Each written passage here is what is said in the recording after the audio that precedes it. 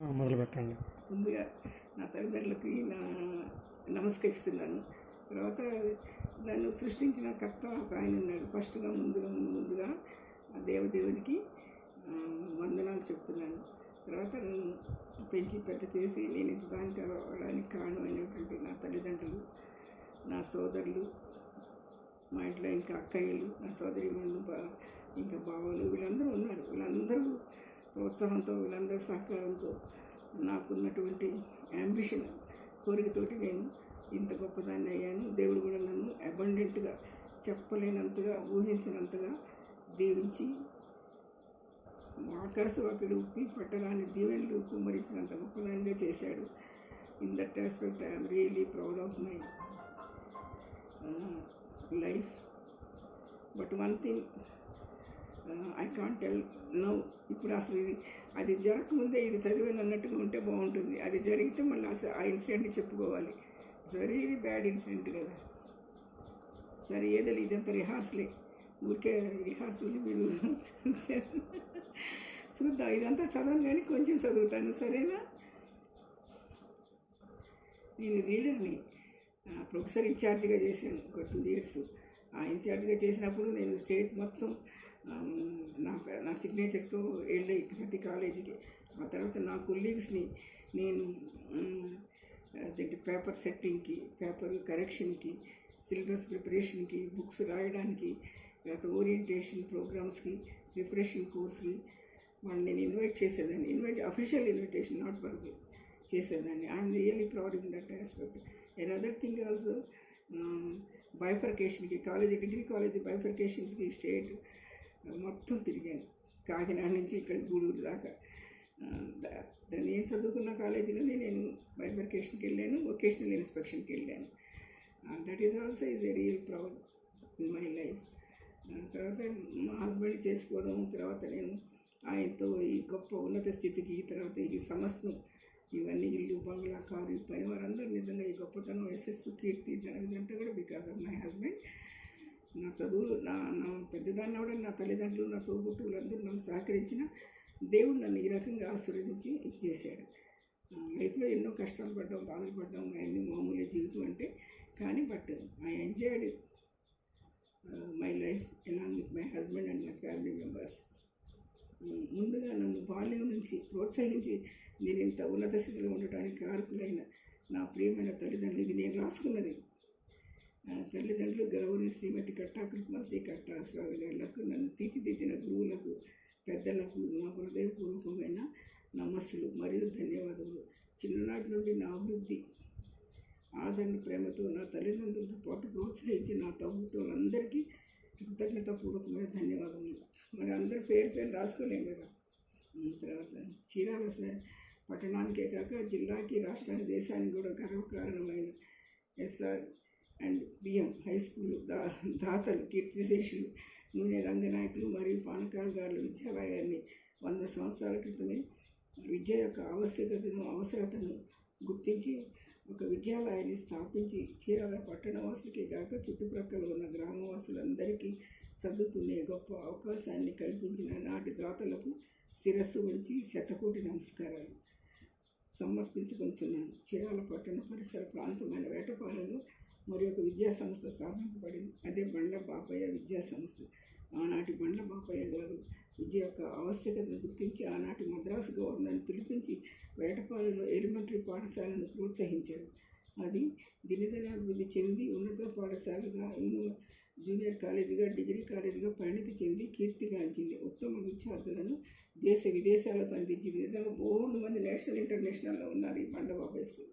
అది కూడా మెన్షన్ చేశాను, ఎందుకంటే because that is also very great విద్యా సంస్థ. చీరాల, వేటపాలెం పరిసర ప్రాంతాల నుండి ఉత్తమ విద్యార్థులను విద్యా, క్రీడ, కళ, రాజకీయ, రక్షణ రంగాలకు మరియు వైద్య సాంకేతిక నిపుణులను దేశ విదేశాలకు అందించిన ఘనత ఈ విద్యా సంస్థలది. ఆ రోజుల్లోనే దురదృష్టితో ఈ పాఠశాలను ఒక చారిత్రక కట్టడంలాగా, కోటలాగా నిర్మించిన నాటి పుర ప్రముఖులకు, పెద్దలకు శిరస్సు ఉంచి నమస్సులు అర్పించుకొంచున్నాను. ఈ శతాబ్ది ఉత్సవాల్లో పాల్గొన్న అదృష్టం కలిగిన నేను ధన్యురాలను. చీరాల, వేటపాలెం మధ్యలో ఉన్న జాంటపేట మాది. చేనేతకు, వ్యవసాయానికి ప్రసిద్ధిగాంచిన గ్రామం. చదువుల సరస్వతి, మేధావులకు, పండితులకు, కవులకు, కళలకు పుట్టినిల్లు. ఈ చిన్న గ్రామంలో ఉన్నంతమంది ఇంజనీర్లు, డాక్టర్లు రాష్ట్రంలోనే కాదు ప్రపంచంలో కూడా ఎక్కడ ఉండరేమో.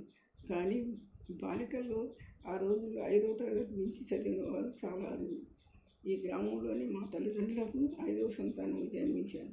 మా గ్రామం నిత్యం కళకళలాడుతూ ఒక ప్రక్క నిత్యం ప్రవహించే కుందేరు, పచ్చని పొలాలు, కొండల్లాంటి ఇసుక తిన్నెలు, జీడి మామిడి సరుగు తోటలు, బారులు తిన్న తాటి చెట్లు, దాపులోని సముద్రపు పూలు, మరో ప్రక్కనే వింజామర్లు వీసే వేకుజా ఉండే లయ తప్పని చేనేత మగ్గాల సవడులతో పొలాలకు సరిగమలు పలికే మగ్గాల సవడులతో పొలాలకు పనిపాటలకు వెళ్ళే జనాలతో, ఎడ్ల బండ గలగల మూవల శబ్దాలు, ఉత్సాహంతో పరుగులు తీసే పశువుల అరుపులతో, పక్షుల కిలకిల రావాలతో, ఉరకలు వేసి పరుగులు తీసే పాఠశాల విద్యార్థులతో నిత్యం ఆనందోత్సాహంతో విలసిల్లుతూ చూచేవారికి ఉత్సాహం, ఆనందం కలిగించేది మా పల్లె, మా గ్రామం.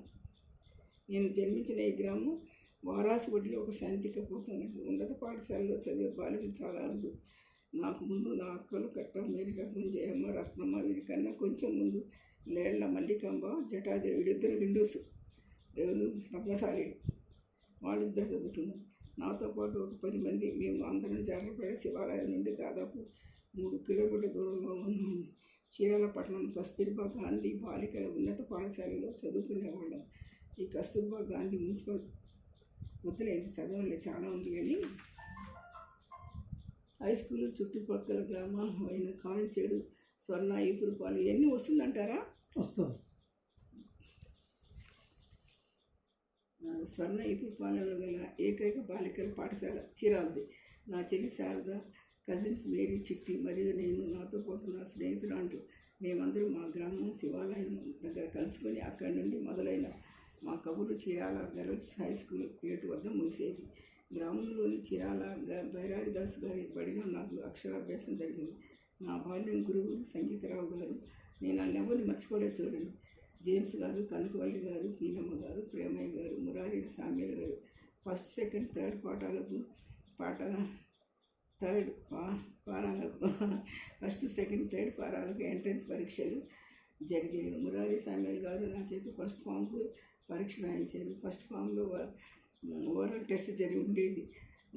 నా టీచర్ గారు వాట్ ఈజ్ యువర్ నేమ్, నీ పేరేంటి అని అడిగితే నేను కూడా వాట్ ఈజ్ యువర్ నేమ్ అనగానే అక్కడున్న టీచర్లు అందరూ పక్కన నవ్వారు. అప్పుడు కానీ అర్థం కాలేదు నేనేం చేశాను. మొదటి ఫారం నుండి SSLC వరకు కస్తూర్బా గాంధీ మున్సిపల్ బాలికల హై స్కూల్లోనే చదివాను. ఇక్కడ నా గురువులు Lalitha, Catherine, Norbert teacher Kondalamma, Indiradevi, Chellemma garu, Telugu teacher Anasuyadevi, music teacher Mary Gali, అప్పటి HMS వేగులగడ్డ రత్నావతి, మధ్యరాల సుగుణమ్మ. మనం కూడా ఎవరిని మర్చిపోలేదు. మా పాఠశాలలో ఉన్న పాల చెట్టు తీయని మాది ఇప్పుడు కూడా ఉంది. ఆ పాల చెట్టు, ఆ చెట్టు ఎక్కి నేను కోసుకునేదాన్ని. ఫస్ట్ మా అక్కయ్య కోసుకొని తిన్నది నేను. తర్వాత మా పాఠశాలలో ఉన్న పాల చెట్టు తీయని మధుర స్మృతి. మా అక్క వాళ్ళు నేను ఆ చెట్టు ఎక్కి తీపి పండ్లను కోసుకునేవాళ్ళం. ఈనాటికి ఆ దారిని వెళితే నా బాల్య జ్ఞాపకాలతో ఆ స్కూల్ చుట్టూ ప్రదక్షిణ చేసి ఆ చెట్టును అత్యానందంతో చూస్తాను. హై స్కూల్లో నా సహార విద్యార్థినులు, నా స్నేహితురాళ్ళు ఇందుమతి, బీరట్ పద్మ, లేళ్ల ప్రసన్నమ్మ, రాజలక్ష్మి, గుర్తుండే వీళ్ళందరూ నా వెంట వచ్చి చీరాల మా పల్లె నుంచి వెళ్ళేవాళ్ళు. అంటే ఆ శివాలయం ఉంది జండ్రపేటది, నిర్మల, గిరిజా, కనకు. ఆ పేర్లు ఎవరైనా మర్చిపోకుండా రాశాను. నూనె, ఇందిరా, ఇస్తల, సుహాసిని. ఈ సుహాసిని నేనే పాస్ అయ్యింది. క్రిస్టియన్ గర్ల్స్ 2 పాస్ అయిన వాళ్ళు SSLC. సుగుణ, శ్యామల, సావిత్రి మొదలవారు మా అందరినీ ప్రతి శుక్రవారం నూరే రంగు. ఇది మాత్రం చాలా గొప్ప సంగతి. SSLCలో కూడా నాకు లెక్కలు రావు. పెద్ద నేను ఇంగ్లీష్ కూడా అంతే. కానీ పిల్లలు భలే పోజు కొట్టేవాళ్ళు, లెక్కలు వచ్చిన వాళ్ళు, ఇంగ్లీష్ వచ్చిన వాళ్ళు. అయినా దేవా, నేను మా అమ్మ కోసం నేను పాస్ అవ్వాలి, నేను మా అమ్మ కోసం పాస్ అవ్వాలి. అమ్మ ఫెయిల్ అయితే ఎట్లా అనుకునేదాన్ని. దేవుడిని నాకు ప్రార్థన చేసుకోవడం కూడా అంత తెలిసేది కాదు. దేవుడిని స్వచ్ఛంగా ఒక్క మాట అడిగేదాన్ని, మా అమ్మ కోసం పాస్ చేయ, మా అమ్మ కోసం గుడికి వెళ్ళేవాళ్ళం, ఏదో చెప్తే వినేవాళ్ళం. అవి ఆ రోజులో ఉన్నాయి, ఇప్పటికి కూడా హృదయంలో ఉన్నాయి. ఆ చెప్పిన క్యాటకిస్టులు, పంతులు, పాస్టర్లు వాళ్ళంతా ఉన్నారు. కానీ అంత తెలిసేది కాదు ప్రార్థన ఎలా చేయాలి. కానీ దేవుడితో సహాయం చేస్తాడు దేవుడు. మా అమ్మ కోసం అంటే మా అమ్మ కోసం అనే మాట నన్ను నిజంగా ఇది పాస్ చేసింది. ఎస్ఎల్ అంతమందిలో నేను పాస్ అవడం అనేది is a great thing. Even ఎంఎస్సీలో కూడా చెప్పాను కదా, ప్రొఫెసర్ బాబన తమిళియన్ పిల్లలతో వాళ్ళు కత్తి లాంటి వాళ్ళు, పదునైన వాళ్ళు ఇరువైపులా, వాళ్ళ ముందు నేను నెగ్గుకొని నన్ను మెచ్చుకుందంటే ప్రొఫెసర్ లైఫ్లో ఎస్ఎల్ఎస్ పాస్ అవడం, ఎంఎస్సీలో ప్రొఫెసర్ మెచ్చుకోవడం, తర్వాత నా పెళ్లి రోజు, తర్వాత నేను చేసుకొని ఇక్కడికి రావడం ఎన్ఎస్లో అసలు మోహకందనం అన్నమాట. అంత గొప్పగా ఎంత నేను దిగులు పడ్డాను, ఎంత నేను న్యూనత భావం అంటే నేను వాళ్ళందరూ చాలా తెలివైన వాళ్ళు. చిన్నప్పటి నుంచి గైడెన్స్ తోటి గొప్పగా పిల్లలు అన్ని రకాలైన ఎంకరేజ్మెంట్స్ తోటి, మోటివేషన్ తోటి, గైడెన్స్ తోటి ప్రొవైడ్ చేసినటువంటి వాళ్ళకు ఉన్నటువంటి సౌకర్యాలతో చదువుకున్న వాళ్ళు. మనం ఎంత కష్టపడి చదువుకున్నాం. అయినా దేవుడు మరి నన్ను ఎంత ఆస్వాదించాడంటే మరి దేవుడికి అసలు ప్రముఖ హీరో ఎన్టీఆర్, మాజీ ముఖ్యమంత్రి కూతురు చదివిన కాలేజీలో పీజీ మీరు చేశారంటే గొప్ప విషయం, గొప్ప దీవెన. ఆ అమ్మాయి చదివిన కాలేజీ చదివి నేను గొప్ప అనుకోవట్లేదు, నేను అంతకన్నా గొప్ప వాళ్ళు చదివారు ఆ కాలేజీలో అని చెప్తున్నా. అసలు ఆ అమ్మాయి మనకు తెలిసిన అమ్మాయి, దగ్గుబాటి పురంధేశ్వరి. వాళ్ళకు వాళ్ళ అక్క వాళ్ళు, తర్వాత ఇంక బాగా అసలు హీరోల పిల్లలందరూ పెద్ద పెద్ద బిజినెస్ మ్యాగ్నెట్స్ అందరూ చదివారు ఆ కాలేజీ. మంచి డిసిప్లిన్డ్ కాలేజీ, పెద్ద కాలేజీ, ముస్లిం కాలేజీ, చాలా స్ట్రిక్ట్గా ఉంటుంది. ఆడపిల్లలకు మంచి ప్రొటెక్షన్, రక్షణ చాలా ఇదిగా ఉంటుంది. అందరు రోల్ మోడల్గా ఉండాలి పిల్లలందరూ. చీరలు కట్టుకొని పిచ్చి పిచ్చి డ్రెస్సులు అవి వేసుకోవడం లేదు, అలా ఉండేవాళ్ళు. గ్రామంలో చీరాల పైరాగా సత్తు మొదటి పాట నుండి తెలుసు వరకు మా పాఠశాలలో ఉన్న పాల చెట్టు తీయని మధుర స్మృతి. మా అక్క వాళ్ళు నేను ఆ చెట్టు ఎక్కి తీపి పండ్లను కూసుకునేవాళ్ళం. ఈనాటికి ఆ దారి పెడితే నా పాలని నిజంగా ఆ చెట్టు చుట్టూ స్కూల్ చుట్టూ తిరిగి దండం పెట్టుకుని వెళ్తాను నేను. ఆ చెట్టు అది చూడకుండా నేను ఇప్పుడు చెట్టుని తీసేస్తారో ఉందో గమనించలేదు. బిల్డింగ్ కట్టించారు. ఆ స్కూల్ చుట్టూ ప్రదక్షిణ చేసి ఆ చెట్టును అత్యానందంతో చూస్తాను. హై స్కూల్లో నా సహ విద్యార్థులు వాళ్ళందరి పేర్లు ఉన్నాయి ఇక్కడ. తర్వాత మా గర్ల్స్ హై స్కూల్ చదివిన వాళ్ళందరూ ఎన్ఆర్ అండ్ పిఎం స్కూల్లో ఎస్ఎస్ఎల్సి పరీక్షలు రాసేవాళ్ళు. నేను ఒక యావరేజ్ స్టూడెంట్ని. నన్ను ఎస్ఎల్సి ముందు గైడ్ చేసిన గణిత మాస్టర్ చీరాల లక్ష్మీనారాయణ గారు, తదుపరి కోట ఆంజనేయులు గారు, నర్సరీ టీచర్ గారు, ముఖ్యంగా లెక్కల్లో యావరేజ్ మార్కులు తెచ్చుకునే నాకు 2 నెలలు గైడ్ చేసి 70% తెచ్చుకుంటే చేసిన ఆర్ సుబ్బారావు గారికి నమస్సులు, కృతజ్ఞతలు. నాలాగా ఎందరో 100% మార్కులు తెప్పించిన ఘనత ఆయనది. ప్రత్యేకంగా ఆర్ సుబ్బారావు గారికి నా నమస్సులు. నేను ఎస్ఎస్ఎల్సి వాళ్ళు నాకు చదువు చెప్పిన ట్యూషన్ చెప్పిన మాస్టర్ పేర్లు కూడా అందరూ రాశాను. నేను ఎస్ఎస్ఎల్సి పరీక్ష రాసి అంటే I'm grateful to each and every one. అది పరీక్ష రాసే మొదటి రోజు గ్రౌండ్లో ప్యాడ్ పట్టుకొని పరిగెత్తాను. చిన్నపిల్లలాగా పరిగెత్తేదాన్ని, చాలా చిన్నగా ఉండేదాన్ని. పరిగెత్తుంటే ఒక ఆయన సంతరావుపేట హెడ్ మాస్టర్ గారిని వేసినప్పుడు ఆయన చప్పట్లు కొట్టి అమ్మాయి అటు కాదు ఇట్రా ఇట్రా ఇట్రా అని పిలిచారు. ఆడికి వెళ్ళి ఆ తలుపు చూస్తే ఇంత ఎత్తున కనపడ్డాయి నాకు. ఆ స్కూల్ పెద్దది. అమ్మో, ఈ స్కూల్లోనే నేను పరీక్ష రాసేది, ఇంతంత పెద్ద డోర్స్ ఉన్నాయి నాయన అని ఒక భయం, అంటే ఒక గొప్ప ఇది కలిగింది అనమాట. ఆ స్కూల్ ఆ డోర్లు అవన్నీ చూస్తే. అంతకుముందు చూసాం కానీ మనకు దూరంగా అంత ఫీలింగ్ రాలేదు. ఆడుకోవడానికి అక్కడికి వెళ్ళేవాళ్ళం గర్ల్స్ హై స్కూల్ నుంచి. ఆ పక్కనే పార్క్ ఉంది, మున్సిపల్ పార్క్.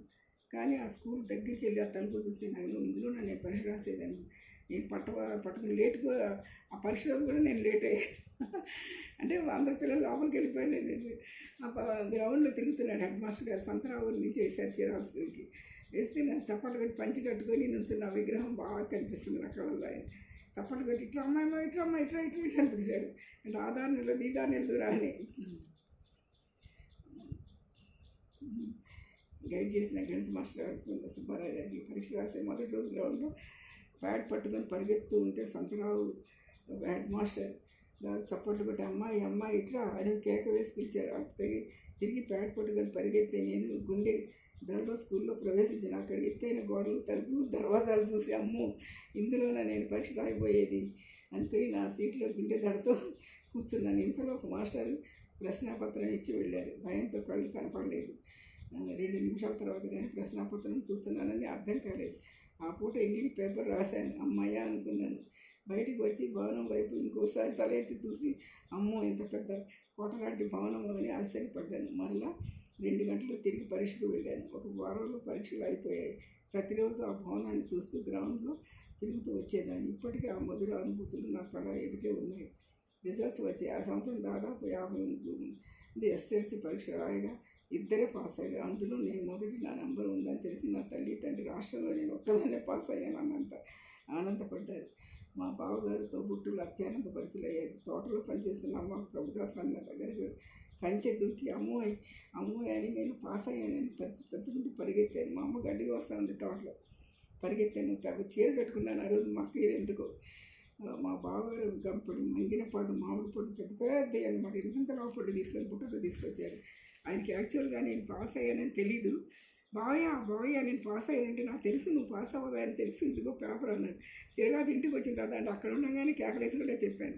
అంత చిన్నవాళ్ళని నేను. వెళ్ళిన తర్వాత ఎక్కడమ్మా నీ నెంబర్ ఏది, నీ నెంబర్ ఏదంటే నిజంగా పాపం ఆయన ఆ పళ్ళు నాకే అని నన్ను సంతోషపెట్టడానికి ఆ గంపడి పళ్ళు నాకే అని చెప్పారు. పాస్ అయ్యామని నాకు తెలుసు అన్నాను. నిజంగా ఆయన పేపర్ చూడలేదు, తెలియదు, కానీ నన్ను సంతోషపెట్టడానికి ఆయన ఆ మాట అన్నది ఇప్పటికీ నా హృదయంలో అలా ముద్ర వేసింది. మరో నేను నెత్తిలో పేపర్తో ఎదురొచ్చాను. బావయ్య నేను పాస్ అయ్యానని అరుచుకుంటూ వెళ్ళి ఆయన నాకు తెలుసమ్మా నువ్వు పాస్ అయ్యావని, అందుకే ఈ పండ్లు నీకే ఆయన తెస్తున్నాడు పండ్లు గంబడి పండ్లు కొనుక్కొని ఎవరో ఇచ్చినట్టున్నారు. ఒక ఆయన నెత్తిని పెట్టుకొని తీసుకొస్తుంది. చిన్న మామిడి పళ్ళు అనమాట. ఇంటికి వెళ్ళిన తర్వాత నీ నెంబర్ ఏది ఎంత అని అడిగారు. నా నెంబర్ తెలియకుండా నా ఫలితాలు చూడకుండానే నాపై నమ్మకంతో నన్ను ఆనందింపజేసిన క్షణాలు నాకు ఇప్పటికీ మధుర స్మృతులే కదా. మరి నా తదుపరి విఆర్ఎస్ కళాశాల వాడరేవు పియూసీలో చేరాను. BSc government women's degree college గుంటూరులో చదివాను. మద్రాసు యూనివర్సిటీలో ప్రత్యేక రాసిన సౌత్ ఇండియా ఎడ్యుకేషన్ ట్రస్ట్ కాలేజీలో చదివి ఎంఎస్సీ ప్రథమ శ్రేణిలో పూర్తి చేశాను. గుంటూరు మరియు నెల్లూరు ఉమెన్స్ కాలేజీ డెమాన్స్ట్రేటర్గా, లెక్చరర్గా, ఏపీ అకాడమిక్ సెల్ లీడర్గా, ఇన్ఛార్జ్ ప్రొఫెసర్గా, ఇక్కడ మాత్రం కరెక్ట్గానే ఇచ్చి రాశాను. ఇన్ఛార్జ్ ప్రొఫెసర్గా మరి పెద్ద ప్రొఫెసర్గా పదవి విరమణ చేశాను. చిత్తూరు జిల్లాలోని శ్రీమతి మహాసముద్ర జ్ఞానమ్మ ఎర్రయ్య కుమారుడు మహాసముద్ర భాస్కర్ ఐపీఎస్ని పెళ్ళాడాను. మాకు కుమారుడు సిరీశ్వరు ఎంబీఏ డెలాయిట్ కంపెనీలో ప్రస్తుతం ఉద్యోగం చేస్తున్నాడు. మా ఊరు డైరెక్టర్ జనరల్ ఆఫ్ పోలీస్గా పదవి విరమణ చేశారు. స్కూల్ పీపుల్ లీడర్గా, స్పోర్ట్స్ ఛాంపియన్గా, ఎన్సీసీ మరియు ఏసీసీ లీడర్గా, national republic day parade Delhi Indian junior SSLC లీడర్గా అందరి ప్రశంసలు మన్ననలు పొందిన రాజ్ వినయ్ కుమార్ స్వయాన నా తమ్ముడు కావడం నాకు గర్వకారణం. మా అన్నయ్య కట్టరత్నం జాతీయ క్రీడాకారుడు. రెజ్లింగ్ మరియు కబడ్డీ మరొక సోదరుడు చీరాల్లో పేరుగాంచిన డాక్టర్ మోహన్ రావు. మా పెద్ద బావగారు P Adinarayana photographer, SIET director మరియు వారి కుమారులు విజయ్ ప్రసాద్ మరియు సుధాకర్ కూడా ఆ పాఠశాల విద్యార్థులే. మా ఇంకో బావ మిరిచెల్ల చిట్టి జాతీయ ఫుట్బాల్ ఛాంపియన్. మా గ్రామం నుండి R Bullaiah bank manager. D Ratna వీరంతా ఈ పాఠశాలలో చదివిన వారని నాకెంతో గర్వం. ఈ పాఠశాల ఎందరో మహానుభావులు తయారు చేయడమే కాక 100 సంవత్సరాలుగా నిరాటంక ఉపాధ్యాయులకు నేను వాళ్ళు ఇంత నేను చెప్పింది ఎందుకు రాశారంటే వాళ్ళు వచ్చారు ఇక్కడికి డబ్బు కలెక్షన్ హెడ్ మాస్టర్ ఇంకిద్దరు ముగ్గురు వచ్చారు. మా మరద తీసుకొచ్చాడు. రాగానే నేను వాళ్ళు ఇట్లా వసూలు చేస్తాను వెంటనే 10,000 రూపాయలు చెక్ ఇచ్చాను. అడిగితేనే ఇచ్చింది వాళ్ళు లేరమ్మా ఇప్పుడు వరకు మీరు అడగకుండానే తెచ్చిచ్చారు అన్నాడు. వాళ్ళకి ఆ ప్రేమ ఉంది కాబట్టి ఇంత నాది రాశారు. మామూలుగా ఎవరు వేయలేదు. అలాగే డీజీపీ గారు భార్య మా అన్నయ్య కట్టరత్నం జాతీయ క్రీడాకారుడు. రెజ్లింగ్ మరియు కబడ్డీ మరొక సోదరుడు చీరాల్లో పేరుగాంచిన డాక్టర్ మోహన్ రావు. మా పెద్ద బాబు పి ఆదినారాయణ ఫోటోగ్రాఫర్, ఎస్ఐపిటిఏ డైరెక్టర్ మరియు నాకు సిఫ్టా కంపెనీ డైరెక్టర్ అనమాట. అది మరి కుమారుడు విజయప్రసాద్. నేను ఈ పేర్లు కూడా రాశాను ఎందుకంటే ఈ గాడిదలు వాళ్ళ నాన్న ఫస్ట్ ఆంజనేయులు గారు ఆయన ఆ స్కూల్లో పెద్ద రోసే గారు వాళ్ళతో చదువుకున్నాడు. మంచిది. ఒక 5,000 కట్టినట్టుకైతే ఇందులో ఫోటో వేసి చేసేవాళ్ళని. నాకు కూడా ఎందుకో ఆలోచన రాలేదు. 20,000 కట్టి 4 పేర్లు ఇచ్చేదాన్ని. కానీ నాకు ఆలోచన రాలేదు. ఏదో ఇచ్చేసాను. తర్వాత ఏదో అడిగితే ఇచ్చేసాను. ఆ తర్వాత అక్కడ కట్టించాను కదా విజయస్తూపం అని, అది 2 లక్షలు అయింది. అది వినయ్ నేనేమి ఇవ్వలేదు కానీ పెట్టాడు. అంతకుముందు పూలే వాటికి మాత్రం నేను డబ్బు ఇచ్చాను. తర్వాత వాళ్ళందరికీ మేము ఉండటానికి, ఆ తర్వాత అందరికి షాల్స్ కప్పడానికి షాల్స్కి 35,000 ఇచ్చాను. ఆ తర్వాత దీనికి ఇట్లా కాంట్రిబ్యూట్ చేసి ప్రతి చోట నేను కాంట్రిబ్యూట్ చేయకుండా ఏది చేయలేడు. వినయ్ ఊళ్ళో ఏది జరిగినా కాంట్రిబ్యూట్ చేయాలి. అదన్న అనుభూతులు మొదటి కాలం నుండి పియూసీ వరకు ఉన్న జ్ఞాపకాల్లో ఇది ఒకటి. నా సోదరుడు NRNPM హై స్కూల్కి వెళ్ళేటప్పుడు ఒక డొక్కు సైకిల్ ఉండేది.